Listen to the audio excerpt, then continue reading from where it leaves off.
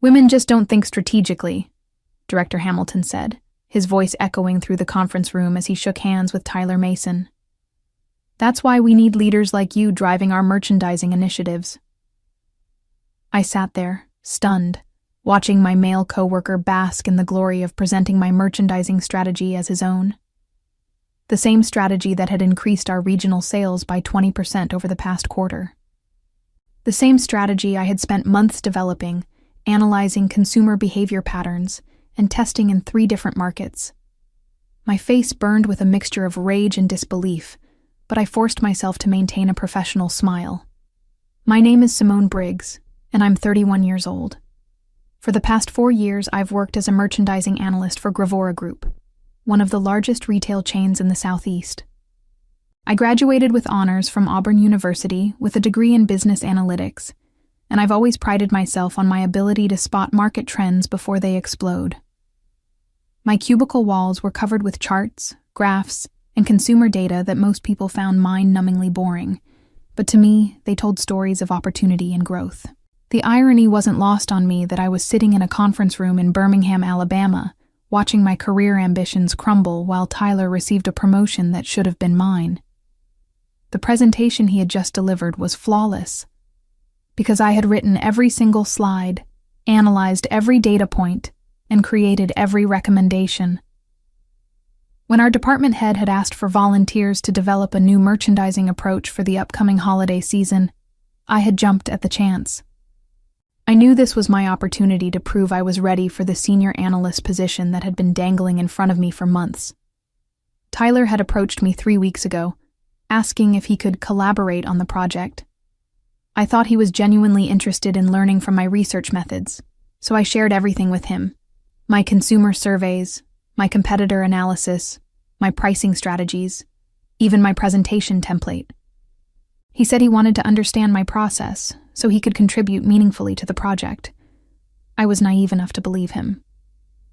As I watched Director Hamilton announce Tyler's immediate promotion to Senior Merchandising Manager, I felt something cold settle in my chest.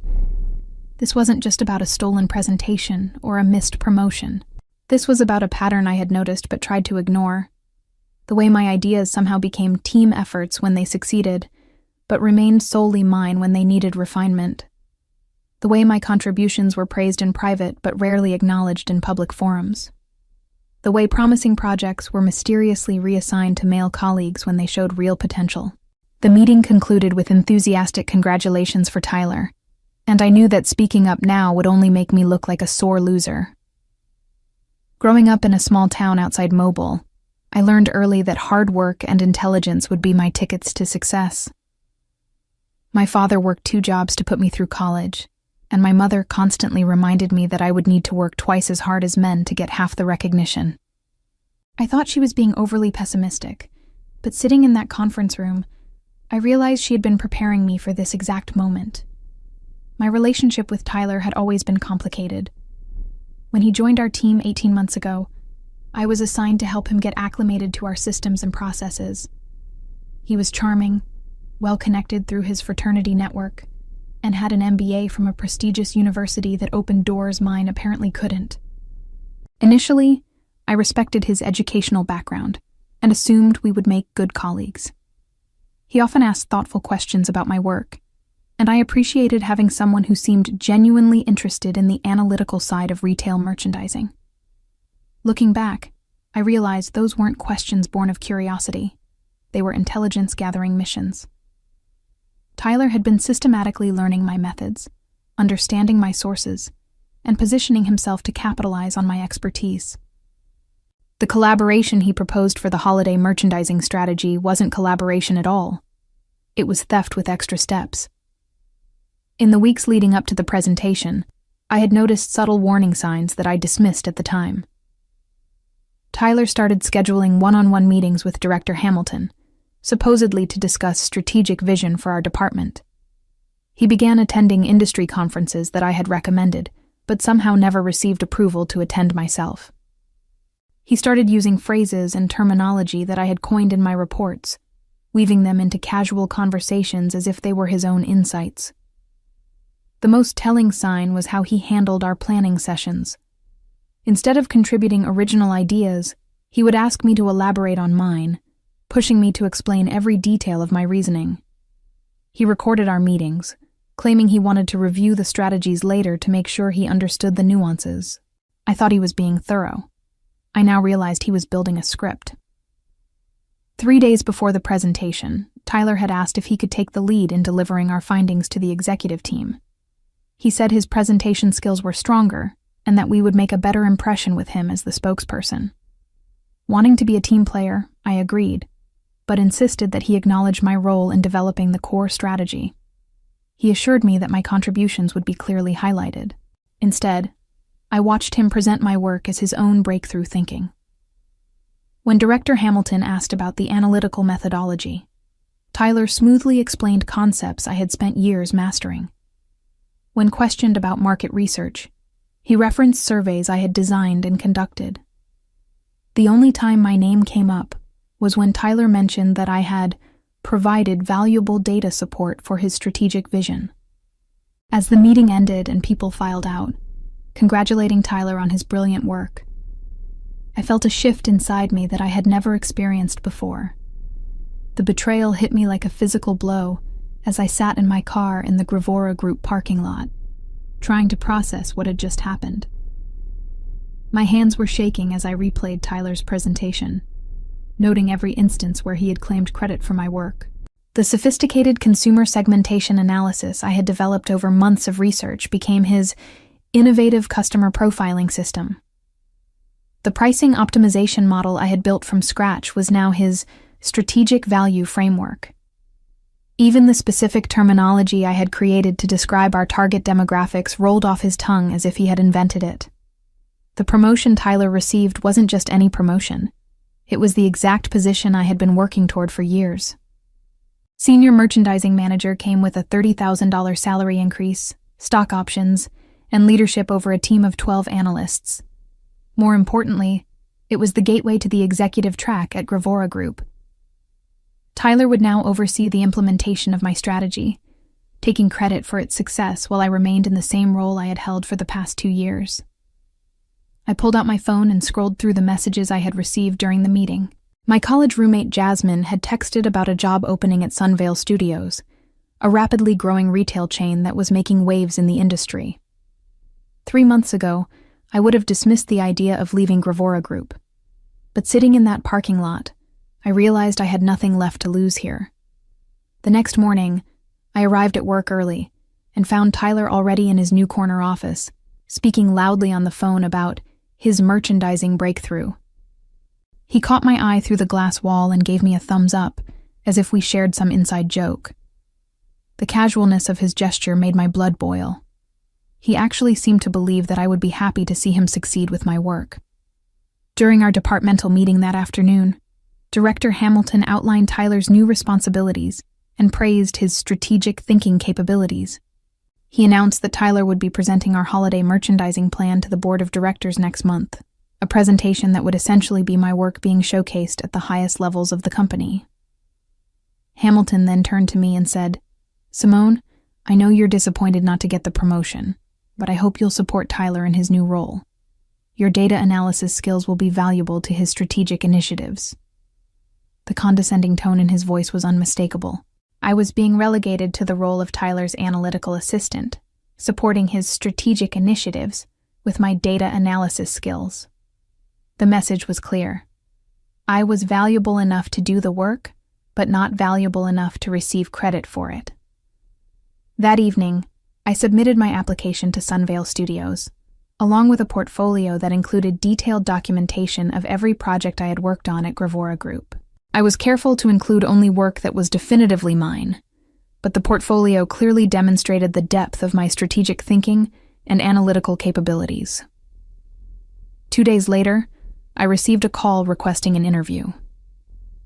The call from Sunvale Studios came on a Thursday morning while I was reviewing quarterly sales reports in my cubicle. The voice on the other end belonged to Director Margaret Foster, head of merchandising strategy for the fastest-growing retail chain in the Southeast. Her tone was professional, but warm, as she explained that my application had caught their attention. Your portfolio demonstrates exactly the kind of innovative thinking we're looking for, she said. Would you be available for an interview next week? I glanced around the office, where Tyler was holding court in the break room, regaling a group of colleagues with stories about his strategic breakthrough and his plans for transforming our merchandising approach. The irony was painful. He was literally describing my work to people who had watched me develop it over months. I would be very interested, I replied, keeping my voice low. When would be convenient?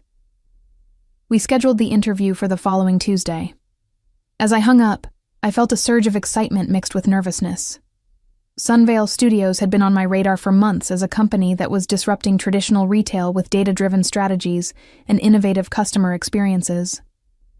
Their corporate culture emphasized analytical thinking and rewarded employees who could back up creative ideas with solid research, exactly the kind of environment where my skills would be valued. Over the weekend, I prepared for the interview with the same meticulous attention to detail I brought to my merchandising analysis. I researched Sunvale's recent expansion strategies, analyzed their competitor landscape, and developed preliminary insights about their market positioning. I even created a sample merchandising plan tailored to their brand identity, demonstrating how my analytical approach could drive growth in their target demographics. The interview took place at Sunvale's regional headquarters, a modern glass building that felt worlds apart from Gravora Group's outdated corporate complex.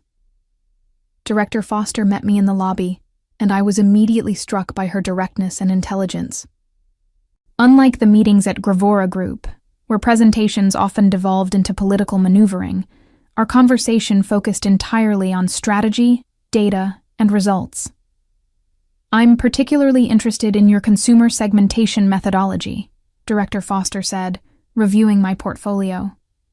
The depth of analysis here suggests you understand not just what customers are buying, but why they're making those choices. I walked her through my approach, explaining how I combined traditional demographic data with behavioral analytics to create detailed customer profiles.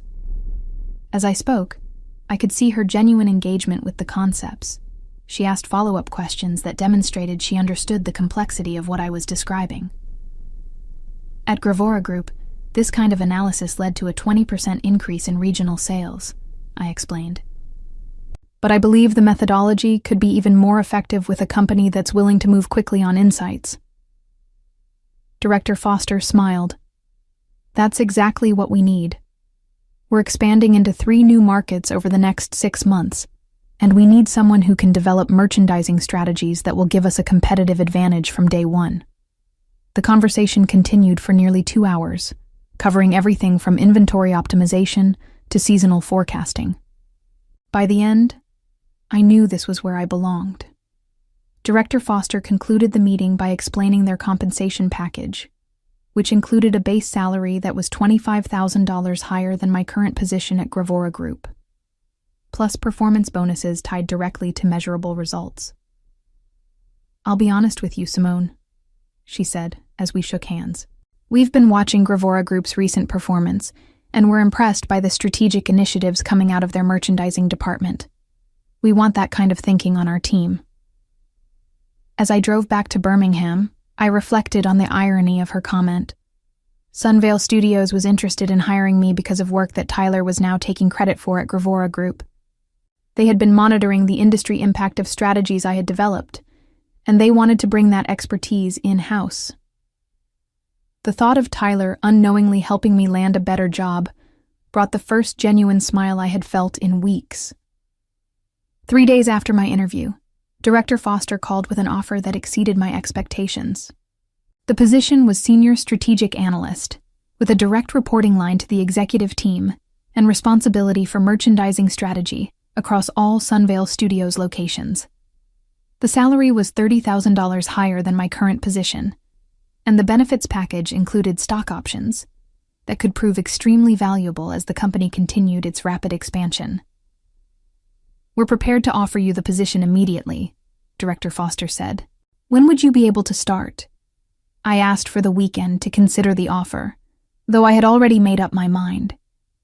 This was my opportunity to escape the toxic environment at Gravora Group and join a company that would value my contributions. More importantly, It was a chance to prove that my success hadn't been a fluke or the result of luck. It was the product of genuine strategic thinking and analytical expertise. On Monday morning, I submitted my resignation letter to Director Hamilton. His reaction was exactly what I expected. Surprise, followed by attempts to convince me to stay, followed by barely concealed irritation when I refused to reconsider. "I hope you realize you're making a mistake," he said, leaning back in his chair with a dismissive expression. "Sunvale Studios is still unproven in this market. You're leaving a stable position for an uncertain future." "I appreciate your concern," I replied, maintaining professional composure despite wanting to point out that my stable position had become untenable the moment he promoted Tyler for stealing my work. "But I believe this opportunity aligns better with my career goals." Tyler's reaction was more complex. When he heard about my departure, he actually seemed nervous, perhaps realizing that he would now be expected to generate original strategic insights without my research to rely on. He made several attempts to meet with me before my departure, ostensibly to discuss transition planning, but clearly hoping to extract more ideas he could use after I left. "I hate to see you go," he said during one of these conversations. "We made such a great team. Are you sure there's nothing Gravora Group can do to keep you?" The audacity of his statement was breathtaking. We had never been a team. I had been his unwitting research assistant while he positioned himself to take credit for my work. But I simply smiled and redirected the conversation to practical transition matters. My last 2 weeks at Gravora Group were enlightening in ways I hadn't expected. Without me to provide analytical support, Tyler's limitations became apparent to anyone paying attention. His follow-up presentations lacked the depth and insight that had characterized the holiday merchandising strategy, and I noticed Director Hamilton starting to ask more pointed questions about Tyler's methodologies. During my final week, I received an unexpected visit from Bethany Coleman, one of the senior analysts who had always been supportive of my work. She closed my cubicle and spoke in low tones. "I want you to know that some of us saw what really happened with that presentation," she said. "Tyler has been trying to replicate your analysis methods for his new projects, but he clearly doesn't understand the underlying principles. It's becoming obvious that he didn't develop that strategy himself." Her words were validating, but they also highlighted a larger problem at Gravora Group. The company culture allowed people like Tyler to succeed through appropriation rather than innovation, while systematically undervaluing the contributions of people like me. My departure wasn't just about escaping one bad situation. It was about refusing to enable a system that rewarded theft over talent. On my last day, I cleaned out my desk while Tyler watched from his office, probably wondering if I would leave behind any research he could use for future presentations. My first month at Sunvale Studios exceeded every expectation I had harbored about the position. The company culture was everything Director Foster had promised: collaborative, data-driven, and focused on results rather than politics. I was given immediate access to the resources I needed to develop comprehensive merchandising strategies, and my recommendations were implemented quickly, rather than being subjected to endless committee reviews. Within 3 weeks, I had completed a detailed analysis of Sunvale's expansion opportunities and identified several key markets where we could gain significant competitive advantages. My research revealed that our primary competitors, including Gravora Group, were following outdated merchandising models that failed to account for changing consumer preferences and demographic shifts. The most interesting discovery came when I analyzed Gravora Group's recent performance in markets where Sunvale Studios was considering expansion. Despite Tyler's promotion and his supposed strategic leadership, their quarterly results showed declining sales in 2 of their 3 most important regions. The holiday merchandising strategy that had been so successful under my guidance was failing in its implementation, suggesting that Tyler lacked the analytical skills necessary to adapt the approach to changing market conditions. Director Foster was particularly interested in this analysis. During our weekly strategy meetings, she often asked for my insights about competitor weaknesses and market opportunities. Her questions helped me understand that Sunvale Studios wasn't just interested in competing with established retailers. They were actively seeking to disrupt the entire industry through superior strategic thinking. "Your analysis suggests that Gravora Group is vulnerable in several key markets," she said during one of these meetings. Do you think their recent strategic initiatives will improve their competitive position? I chose my words carefully, not wanting to appear vindictive while still providing honest professional assessment. Based on the data I've reviewed, their current approach lacks the analytical rigor necessary to maintain market share against more agile competitors. Their strategies seem to be based on outdated assumptions about consumer behavior. What I didn't mention was that those strategies were based on my original research, but Tyler's incomplete understanding of the underlying principles was leading to poor execution. He had the surface-level presentation skills to impress executives, but he lacked the deep analytical foundation necessary to adapt strategies to changing market conditions. As my second month at Sunvale Studios began, I was assigned to lead a project that would have significant implications for both companies. Director Foster asked me to develop a comprehensive supplier partnership strategy that would give us competitive advantages in key product categories. The project required extensive research into supplier relationships, contract negotiations, and market positioning, exactly the kind of complex analytical work I excelled at. During my research, I discovered that several of Gravora Group's most important suppliers were becoming frustrated with the company's inconsistent strategic direction and declining sales performance. One supplier in particular, Bright Hollow Labs, had been expressing concerns about their partnership with Gravora Group and was actively seeking alternative retail partners for their premium product lines. Bright Hollow Labs manufactured high-end home goods and seasonal merchandise that represented nearly 15% of Gravora Group's total inventory value. Losing this supplier would create significant gaps in their product offerings and force them to find alternative sources at potentially higher costs.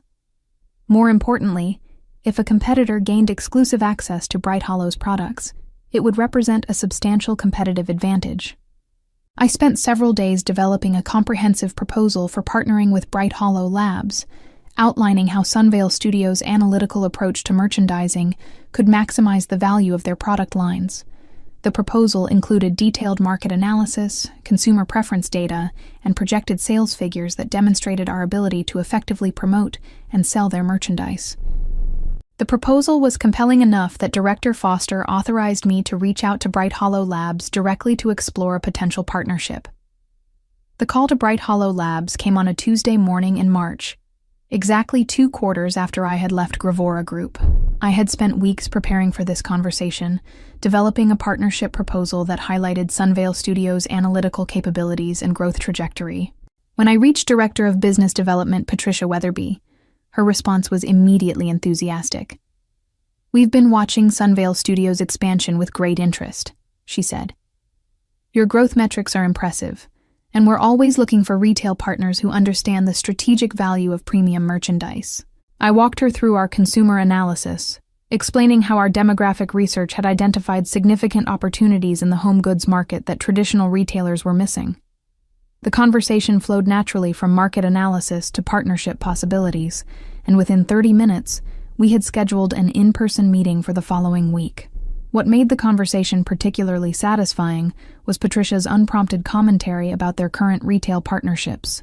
Without any prompting from me, she began expressing frustration with Gravora Group's recent performance and strategic direction. "Our partnership with Gravora Group has become increasingly challenging," she explained. "Their merchandising decisions seem disconnected from market realities, and their sales performance has been disappointing across multiple product categories. We're concerned that their strategic leadership doesn't understand our customer base." I listened carefully, asking thoughtful questions about their specific concerns, while avoiding any direct criticism of my former employer. Instead, I focused on how Sunvale Studios' approach differed from traditional retail strategies, emphasizing our data-driven decision-making and customer-focused merchandising. The partnership we're envisioning would be built on analytical insights rather than intuition, I explained. "We believe that understanding consumer behavior at a granular level is essential for maximizing the value of premium products like yours." Patricia's enthusiasm was evident as we discussed potential collaboration models. By the end of the call, she had committed to presenting our proposal to Bright Hollow's executive team and expressed optimism about moving forward quickly. As I hung up the phone, I realized that this conversation represented more than just a business opportunity for Sunvale Studios. It was the beginning of Tyler's comeuppance for stealing my work and Director Hamilton's reckoning for promoting incompetence over excellence. The strategic thinking they had dismissed was about to cost them their most valuable supplier relationship. The partnership agreement with Bright Hollow Labs was finalized 6 weeks later, and the announcement sent shockwaves through the retail industry. Sunvale Studios gained exclusive access to Bright Hollow's premium product lines, while Bright Hollow gained a retail partner capable of sophisticated market analysis and strategic merchandising. For Gravora Group, the loss represented a devastating blow to their inventory strategy and financial projections. Bright Hollow's products had generated millions in revenue annually, and replacing that inventory would require finding alternative suppliers at significantly higher costs. More importantly, losing exclusive access to popular premium brands would make it difficult for Gravora Group to compete in the high-margin market segments that were becoming increasingly important to retail profitability. I learned about Gravora Group's reaction through industry contacts and former colleagues who reached out after the announcement. According to Bethany Coleman, who still worked there, the executive team was in crisis mode, trying to understand how they had lost such an important supplier relationship. Director Hamilton had apparently demanded a full investigation into the circumstances surrounding Bright Hollow's departure, and Tyler was tasked with developing a strategy to win back the partnership. The irony was perfect. Tyler was being asked to solve a problem that his incompetence had helped create, using analytical skills he had never actually possessed. "The whole situation is a disaster," Bethany told me during a coffee meeting. "Tyler keeps presenting these elaborate plans to win back suppliers, but they're all surface-level presentations without any real analytical foundation. It's becoming obvious to everyone that he doesn't understand the strategic principles he claims to have developed." Meanwhile, at Sunvale Studios, the Bright Hollow partnership was generating immediate results. Our first quarter with their products exceeded projections by 18%, validating both our consumer analysis and our merchandising strategies. Director Foster was so pleased with the results that she authorized expansion of my team and increased my budget for supplier development initiatives. The success was professionally satisfying, but the personal vindication was even sweeter. Every percentage point of growth represented proof that my analytical methods were sound and my strategic thinking was valuable. Tyler might have received credit for my work at Gravora Group, but the results spoke for themselves about who truly understood retail merchandising strategy. As I reflected on the transformation of my career over the past 8 months, I realized that Tyler's betrayal had ultimately been a gift. His theft had forced me to leave a toxic environment and find a company that valued my contributions. His incompetence was now proving, in the most public way possible, that he had never been capable of the strategic thinking he claimed to possess. Looking ahead, I knew this was just the beginning of both my success at Sunvale Studios and the challenges facing Tyler and Director Hamilton at Gravora Group. They had chosen politics over performance, and the market was about to teach them the true cost of that decision. In the end, talent had won over theft, and strategic thinking had triumphed over superficial charm, exactly as it should be in any industry that rewards actual competence.